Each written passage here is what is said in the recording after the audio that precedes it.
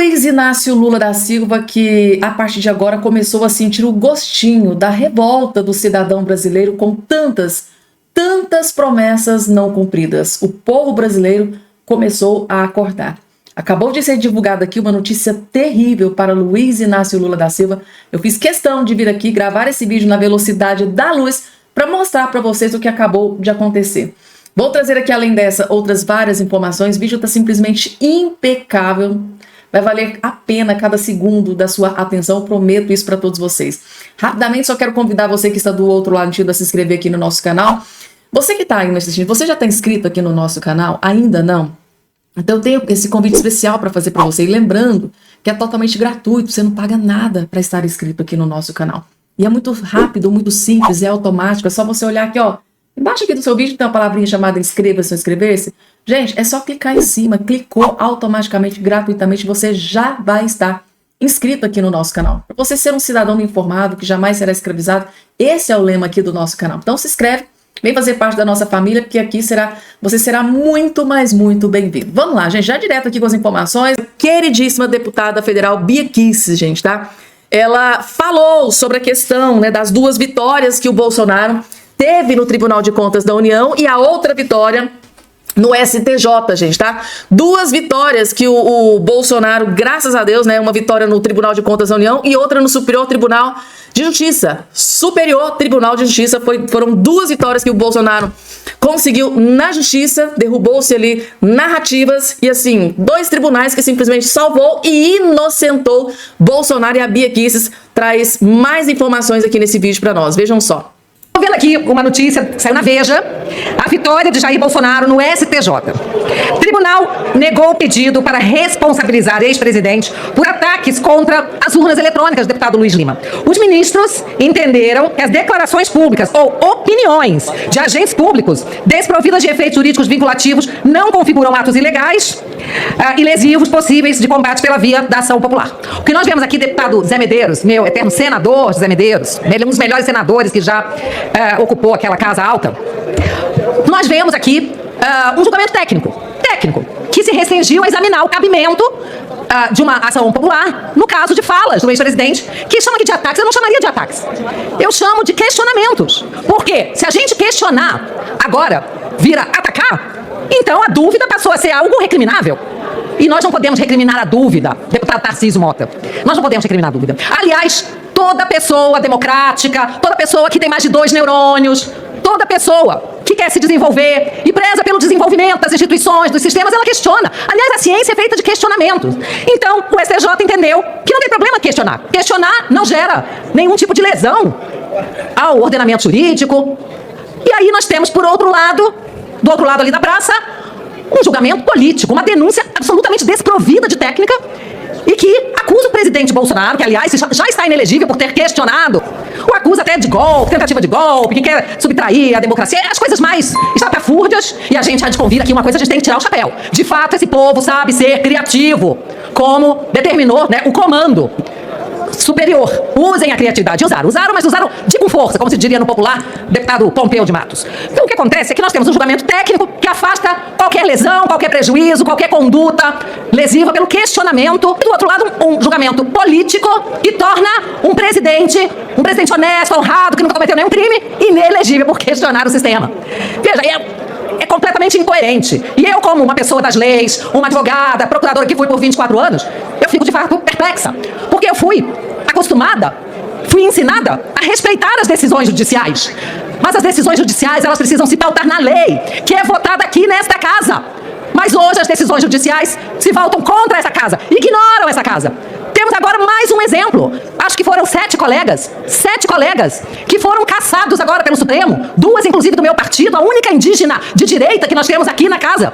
E aí você pensa, 4 mulheres afastadas, desprezando-se a decisão desta casa, do Congresso Nacional, que votou o sistema, a lei que iria reger as eleições de 2022. Simplesmente o tribunal entendeu que não, que essa lei seria inconstitucional, mexeu no resultado das eleições e 7 colegas agora serão trocados, desprezando a vontade da casa e a vontade popular. Daí a gente ficou tanto tempo aí ouvindo que o presidente Bolsonaro e a primeira-dama Michele teriam ficado com joias, e aí foram acusados das histórias das joias, vem o Tribunal de Contas e fala o quê? As joias que são entregues, que são doadas, presenteadas ao chefe da nação, libertém pertencem. Os objetos, os bens. E olha que o presidente Bolsonaro, no caso, foram algumas joias. O Lula foram quanto? 11 containers? E é tudo personalíssimo, é tudo dele. O relógio do Lula é dele. Então o Tribunal de Contas botou uma pá de cal nesse assunto. Então nós temos um presidente que não cometeu nenhum crime, nem aqueles imaginários e as narrativas que a esquerda ficou aí batendo, com a ajuda do consórcio, da imprensa, batendo. E cada vez cai por terra, narrativa por narrativa caindo por terra. É isso que nós estamos assistindo. E aí, o que a gente vê agora é algumas pessoas do lado de lá, desse plenário, atacando o Eduardo Bolsonaro porque ele resolveu tirar 4 meses de licença para ficar longe daqui por um tempo, porque essa perseguição está muito grande contra o Bolsonaro, contra seus filhos e seus aliados. Os aliados do presidente Bolsonaro mais próximos todos estão em inquéritos ilegais, imorais, inconstitucionais. E aí o Eduardo Bolsonaro tirou licença e imediatamente começa a ser atacado. Mas o que a gente vê, e a internet não nos deixa esquecer, é uma publicação da deputada Sâmia Bonfim dizendo o seguinte: recebemos com tristeza a notícia de João Willis, nosso companheiro de partido e tantas lutas, foi obrigado a sair do país, abrir mão do seu mandato como deputado por conta das ameaças que está recebendo. Aí tá ok. Aí vem aqui 2025, fujão, típico de covardes, Eduardo Bolsonaro fugiu para os Estados Unidos, largou o pai, parará. Olha quanta incoerência e quanta hipocrisia. Então agora, quando sai do país para se proteger de perseguição, é fujão. Mas lá atrás, quando era o João Willis, estava certo, estava se protegendo. Então, gente, vamos procurar ter um pouco mais de coerência. Tá faltando muita coerência, né, por parte de alguns parlamentares dentro do Congresso Nacional. Então, assim, gente, o ponto, né, muito importante que ela mencionou aqui, gente, porque o que o Bolsonaro e a Michelle Bolsonaro foram massacrados, gente. Vocês que me acompanham aqui há muito tempo nesse canal, sabem muito bem. O Bolsonaro e a Michelle Bolsonaro, eles foram massacrados pela mídia de esquerda, tá? YouTubers, canais de imprensa, jornais de esquerda, todos, gente, tá? Tripudiaram, gente, macetaram aquele casal, o Bolsonaro e a Michelle, por causa das questões daquelas joias, ao inquérito das joias. Vai ter que responder. Inclusive, teve uma época, gente, que eu me lembro muito bem, que ele foi prestar um depoimento na PF, e eu vi um monte de jornalistas dizendo: olha, já tem cela preparada para o Bolsonaro. Então, assim, gente, toda vez que ele ia para a PF dar o seu depoimento, tem cela preparada, não, o Exército já está preparando, os militares já estão preparando cela para prender o Bolsonaro. E assim, gente, hoje o Tribunal de Contas da União vai lá e coloca uma pá de cal em tudo isso, né, em que o Bolsonaro foi assolado até o pescoço, gente. Aí depois, gente, tá, de fazerem tudo o que fizeram com o Bolsonaro, hoje a gente não vê um jornalista dizendo: olha, poxa, a gente disse tudo aquilo injustamente, porque assim, né, são personalistas, são presentes e deve ficar com o presidente. E ela falou, gente, ela foi incisiva, tá? O Bolsonaro foram alguns presentes, o Lula foram 11 containers que ele ficou com ele quando ele saiu da presidência da República. 11 containers. O que é que continha dentro daqueles containers? Então, assim, gente, agora eu gostaria de ver um jornalista militante de esquerda dizendo que foi injusto com o Bolsonaro em ter massacrado ele durante todo aquele período em que toda a mídia de esquerda ficava ali tripudiando em cima de toda essa questão dos presentes recebidos, né, das joias. Até a Michelle Bolsonaro foi acusada, acusação gravíssima contra a Michelle. E hoje o Tribunal de Contas da União, né, junto com o STJ, em 2 ações, vai lá e salva e inocenta Jair Messias Bolsonaro. Isso é um tapa na cara da esquerda, né, gente, que falou do Bolsonaro e hoje tá aí 2 tribunais inocentando. O ministro Alexandre de Moraes acabou de cometer o ato mais cruel, mais grotesco e mais atroz da sua vida. Ele votou para condenar a cabeleireira Débora Rodrigues a 14 anos de prisão por pichar a estátua do STF com batom, escrevendo "perdeu o mané". É difícil achar palavras para definir o que o ministro Alexandre de Moraes acabou de fazer, mas eu acho que o que mais se aproxima da definição é desumano. É simplesmente desumano o que Moraes fez. Eu vou te dar um resumo rápido do voto do ministro e depois eu vou te mostrar a desproporcionalidade, a hipocrisia, o duplo padrão do STF que condena pessoas simples, humildes, que nunca cometeram crimes na vida, mas solta e blinda os maiores corruptos e bandidos do país. E aí eu vou te deixar uma pergunta muito importante para você, que eu quero que você me responda nos comentários. Vamos entender então esse voto do Moraes. O Moraes votou para condenar a Débora a 14 anos de prisão pelos seguintes crimes: associação criminosa armada, tentativa de abolição violenta do Estado Democrático de Direito, golpe de Estado, deterioração de patrimônio público tombado e dano qualificado pela violência e grave ameaça contra o patrimônio da União. Além de aplicar sobre ela uma multa de 30 milhões de reais a ser paga junto com os demais réus do 8 de janeiro, mas que pode ser cobrada de cada um individualmente o valor inteiro, até se esgotar o pagamento. Associação criminosa armada É extremamente discutível. Quais armas? O batom? Bolinha de gude? Aquelas pessoas não se conheciam, nunca tinham se visto antes na vida. Como pode haver uma associação criminosa? Ainda mais armada. 2. Tentativa de abolição violenta do Estado Democrático de Direito e golpe de Estado? Como assim? Como que a Débora, uma cabeleireira, ela teria condições de dar um golpe de Estado armada com batom? Ela queria o quê? Ser ministra das mulheres do novo governo provisório? Não é crível, gente. Isso não existe. Esse crime era impossível. Até porque as autoridades constituídas sequer estavam na Praça dos Três Poderes naquele dia. Os únicos crimes que sobram, pelos quais a Débora poderia de fato ser processada, são os crimes de deterioração do patrimônio tombado e de dano. Só que esses crimes, eles são de menor potencial ofensivo.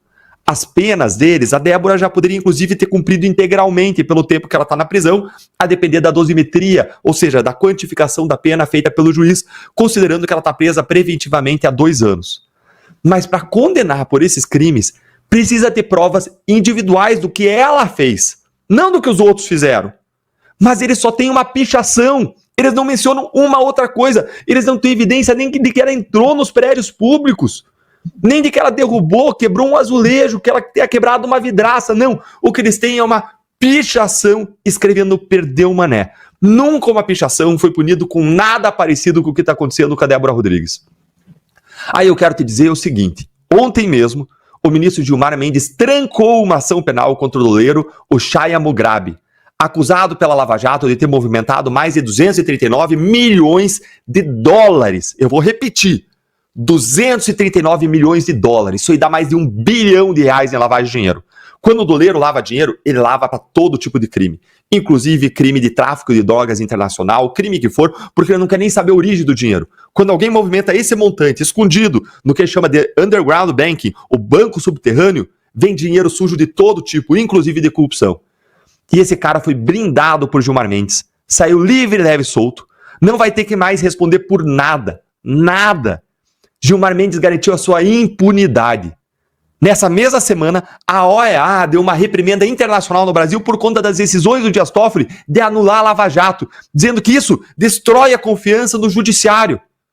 Lula tá livre. Sérgio Cabral tá livre. Aécio Neves tá livre. Eduardo Cunha tá livre. José Dirceu está livre. Renan Calheiros, livre. Beto Richa, livre. Palocci, livre. Léo Pinheiro, livre. Marcelo Odebrecht, livre. Os irmãos Batistas estão livres. Michel Temer está livre. Tá todo mundo livre. E quem livrou? O STF. Foi quem garantiu impunidade para todos. E agora pesa, enforca numa praça pública Débora Rodrigues por ter pichado uma estátua do STF de batom escrevendo perdeu o mané. O STF que garantiu impunidade para todos, agora quer enforcar em praça pública quem lhe ofende, quem tem a ousadia de contestar os abusos e os arbítrios que estão sendo praticados por eles mesmos, com uma isenção zero para fazer isso. Nesse contexto, eu deixo para você a seguinte pergunta.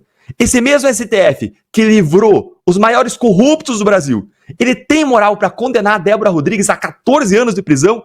Como alguém pode defender isso? Conta aí para mim a sua opinião nos comentários. Rapidamente, só não esqueçam de se inscrever no canal, ativar o sininho das notificações e compartilhar o vídeo o máximo possível que vocês puderem. Agora, muita gente vai entender, porque muitos da esquerda, muitos do judiciário ficaram se perguntando, poxa, o PGR disse que não vai apreender o passaporte. O Alexandre de Moraes foi junto com o PGR, disse que não vai apreender o passaporte. Mas mesmo assim o Eduardo decidiu permanecer nos Estados Unidos. Mas qual que é, né? Quais são os planos do Eduardo Bolsonaro? Acho que um deles é esse que está aqui na sua tela, gente, tá? Aliados de Eduardo Bolsonaro, quem trouxe essa informação foi a Letícia Casado, do portal de notícias UOL, gente, ó, jornal de esquerda, tá? Vocês terem noção da gravidade. Aliados de Eduardo nos Estados Unidos mapeiam bens de ministros do STF, sabe, os ministros aqui do STF, então eles estão tendo os bens. Quais são os bens deles que eles possuem nos Estados Unidos? Agora a pergunta é por que eles estão mapeando? Aí é que vocês vão entender vendo aqui essa matéria, ó. 2 aliados de Eduardo Bolsonaro, tá, nos Estados Unidos, estão levantando informações sobre os bens dos ministros do STF, do Supremo Tribunal Federal, em solo estrangeiro. O objetivo é ter as informações em mãos para definir se seria possível o governo dos Estados Unidos aplicar algum tipo de sanção como as que Moraes aplica no Brasil. Segundo apurou a coluna, como uma pessoa próxima ao deputado federal e que está a par da iniciativa para pressionar os ministros, Eduardo Bolsonaro é o principal interlocutor entre eles e parlamentares brasileiros. O filho do ex-presidente também serve de intermediário entre bolsonaristas e parlamentares e integrantes do executivo dos Estados Unidos. Em temas relacionados a Alexandre de Moraes. Eles ainda trabalham para que o governo norte-americano revogue os vistos de Alexandre de Moraes e sua família. Então não é só para Alexandre de Moraes, para sua família também. 2 dos principais alvos de Moraes em processos que envolvem ataques à democracia no Brasil estão morando nos Estados Unidos. O blogueiro Paulo Figueiredo e Alan dos Santos. Foi em um programa, em um canal do YouTube que tem Alan dos Santos como um dos entrevistados que Eduardo mencionou que ficaria nos Estados Unidos e licenciaria de seu mandato. Eduardo, Alan e Figueiredo são os principais expoentes do grupo, que tem o apoio de parlamentares do PL e da base de Donald Trump nos Estados Unidos, como Maria Elvira Salazar e Jim Jordan, dentre outros. Não é só esses 2 aqui não, tá? Desde o início de 2025, Eduardo viajou 4 vezes ao país, fazendo périplos para conversar com autoridades americanas sobre a atuação de Moraes no Brasil, conseguiram algum tipo de sanção ao ministro e, sobretudo, gerar um alívio nas acusações de seu pai. O ex-presidente Bolsonaro enfrenta na corte. Na próxima semana, o STF começa a julgar a denúncia contra o Bolsonaro, quando ele pode tornar réu. Então tá aqui a informação, gente, tá? A articulação já conseguiu um resultado. Então, o Comitê do Congresso americano aprovou um projeto de lei que cria sanções contra o ministro. A proposta estabelece o veto de entrada no país a qualquer estrangeiro que viole a primeira emenda da Constituição dos Estados Unidos. Justamente o argumento usado por aliados de Bolsonaro. A diplomacia americana mandou um recado público ao Brasil e o governo brasileiro respondeu. Eduardo Bolsonaro não respondeu as perguntas enviadas pela coluna. Então, assim, gente, é aquela lei Magnitsky, né, que é uma lei que foi aprovada lá durante o... Eu tô vendo muita fake news, mas dizendo que o Trump, né, criou essa lei, da lei Magnitsky, pode punir autoridades, né, estrangeiras que violem, né, contra os direitos humanos de cidadãos americanos. Gente, essa lei foi criada lá no governo Barack Obama, que é de esquerda, não tem nada a ver com o Donald Trump. Agora, ele tem a prerrogativa, ele tem o poder da caneta, numa canetada, numa assinatura. É o que muitos ministros fazem aqui, né? É a famosa decisão monocrática. O ministro do STF aqui no Brasil não tem, né, essa prerrogativa de utilizar a decisão monocrática, numa canetada, vai lá e toma a decisão que eles querem, né, que esteja dentro da Constituição. Então, a mesma coisa, a mesma prerrogativa tem o presidente dos Estados Unidos, Donald Trump, através dessa lei Magnitsky, pode ser aplicada a várias autoridades em todo, né, o planeta, não só no Brasil, que atentem, né, à violação de direitos humanos. Então, essa lei pode ser aplicada contra o ministro Alexandre de Moraes e, por isso, está sendo mapeados bens de ministros do STF, segundo a informação da Letícia Casado, do portal de notícias UOL. Ou seja, gente, se o Eduardo Bolsonaro decidiu permanecer nos Estados Unidos, com certeza não era só para ficar indo pra Disney ou se divertindo, tá lá trabalhando, gente, tá? Próxima informação. Temos aqui, eu faço questão de trazer para vocês, André Mendonça. Tinha uma outra informação aqui, gente, tá? Um jornal que detonou o Lula sem dó nem piedade, mas pro vídeo não ficar muito longo, essa do Lula eu vou trazer num próximo vídeo, porque eu preciso trazer isso aqui pra vocês, porque isso aqui foi digno, foi ato de herói, tá? André Mendonça, ao contrário do arregão do Nunes Marques, que votou, né, contra o Bolsonaro, a favor dos ministros, né, do Flávio Dino, do Zanin, que foi uma decepção pra direita, né? Nunes Marques, uma decepção pra direita, sem precedentes. Graças a Deus, esse aqui teve o pulso firme, tá? Confrontou, peitou os outros ministros e foi lá e votou contra, né, o Flávio Dino e o Zanin. Tá aqui a informação. Mendonça é o único a votar para excluir Dino, Moraes e o Zanin também, tá? Mantém, Dino e Moraes e STF mantém ministros em julgamento de golpe. Então ele votou contra o Flávio Dino, Alexandre de Moraes e eu acho que também o Zanin. Tá aqui, vamos ver aqui a matéria. O ministro do Supremo Tribunal Federal, André Mendonça, indicado pelo Bolsonaro, tá, gente? Defendeu nesta quinta-feira que seus colegas da corte, Flávio Dino e Alexandre de Moraes, sejam impedidos. Então tá aqui a informação correta. Então ele defendeu que seus colegas Flávio Dino e Alexandre de Moraes sejam impedidos. Para o André Mendonça, o Alexandre de Moraes e o Flávio Dino devem ser impedidos de julgar a denúncia contra o ex-presidente Jair Bolsonaro por suposta tentativa de golpe de Estado. Mendonça foi o último a votar e o único a divergir da maioria em 2 dos 4 recursos analisados. Ou seja, O André Mendonça, gente, se ele fosse um arregão, ele tinha tudo para ir. Ah, vamos lá, Maria vai com as outras, já que todo mundo, né, votou dessa forma, então eu também vou votar dessa forma. Não. Ele decidiu peitar, confrontar o sistema. Foi lá e, ó, ato digno de herói, gente, porque peitar, confrontar o resto da turma toda no STF não é para qualquer um. O cara tem que ter culhão mesmo. Então tá aqui a informação. No recurso apresentado pelo ex-ministro Braga Neto, Mendonça considerou que Moraes é vítima nos fatos investigados. Contudo, entendeu que o caso é de impedimento, né, não de suspeição, como defendeu o general. E, segundo as investigações, incluíam um plano para assassinar o ex-presidente Lula, o general Gualpa. Então, tipo assim, se ele é vítima, como é que ele vai julgar, né? Então, esfregou a verdade na cara ali dos outros ministros. Se ele é vítima, como é que vai ter um julgamento imparcial? Fica meio, né, estranho. Então, tá aqui. Em outros 2 recursos, o ex-mandatário pediu o impedimento de Cristiano Zanin, general da Exército. Fernando solicitou, disse movimento julgado, esse qual Mendonça acompanhou para manter os ministros nas ações. Então, assim, gente, eu estou, como é que eu posso dizer para vocês? Orgulhosa. Eu estou orgulhosa da decisão do ministro André Mendonça em ter peitado, confrontado. Vocês sabem que é difícil, tá? Tanto é que o Nunes Marques decidiu se ajoelhar perante ali os outros ministros, arregou mesmo, tá? Foi um arregão. Muitos aí da direita estão dizendo que ele arregou porque bastava usar a Constituição, o que está na lei, para dar o seu parecer.